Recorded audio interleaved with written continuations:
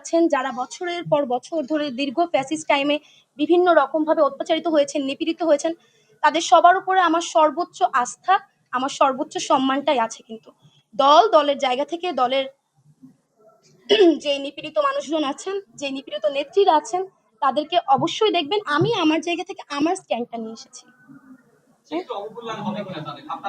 না, সেখানে আমি তো আসলে অবমূল্যায়ন দেখি না। আমি বিশ্বাস করি আমি খুবই ক্ষুদ্র মানুষ, আমি রাজনৈতিক অভিজ্ঞতায় খুবই ছোট মানুষ, কিন্তু আমার যেটা আছে সেটা হচ্ছে আমার সাহস, তরুণদের কণ্ঠস্বর, এবং আমি চাই প্রবীণদের সেই অভিজ্ঞতা এবং আমার তরুণদের কণ্ঠস্বরকে একসঙ্গে মার্চ করি আমার রাজনীতিটা আসলে আগাতে।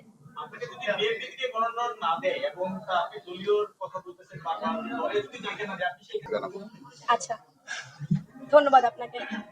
দেখুন, আমি শুরুতেই বলেছি আমি গণতান্ত্রিক চর্চায় বিশ্বাসী। বাংলাদেশ জাতীয়তাবাদী দল এমন একটা দল যে গণতন্ত্রের চর্চার মাধ্যমে দেশের মানুষের অধিকার প্রতিষ্ঠায় কাজ করে।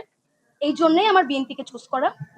এবং দলের ব্যাপারে এটা আসলে যে দল আমাকে মনোনয়ন দিবে কি না দিবে, তবে দলের হয়ে একজন কর্মী হয়ে কাজ করার অভিজ্ঞতা আমার থাকবে সবসময়। যারা এত বছর এত রকমের সংগ্রাম করেছেন, এতভাবে অত্যাচারিত হয়েছেন, দীর্ঘ সময় ধরে অত্যাচারিত হয়েছেন, তাদেরই কিন্তু এই দীর্ঘ সময়ের লড়াইয়ের একটা প্রতিফলন হচ্ছে জুলাই আন্দোলন।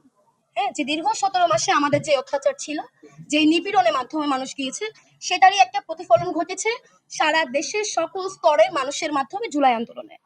সুতরাং এখানে আসলে কেউ বা দলের নেত্রীরা আসলে এখানে তারা অবশ্যই তাদের জায়গা থেকে দলের জন্য সর্বোচ্চ করেছেন, দলের জন্য সর্বোচ্চ করছেন, তাদের বিষয়ে অবশ্যই দল দেখবে। তবে আমার কথা তো ওইটাই, আমি যেহেতু ছোট মানুষ, একজন ক্ষুদ্র মানুষ, আমার রাজনৈতিক অভিজ্ঞতা কম, কিন্তু মানুষের সঙ্গে কাজ করার অভিজ্ঞতা যেহেতু আমার আছে, এবং জেনজি এবং জেন আলফা নেক্সট যে জেনারেশন, আমার যেই তরুণ প্রজন্ম, তাদের কণ্ঠস্বর হওয়ার মতো সক্ষমতা যেহেতু আমার আছে, আমি আমার এই সক্ষমতা এবং আমার দলের অভিজ্ঞতাকে নিয়েই আগাতে চাই আসলে।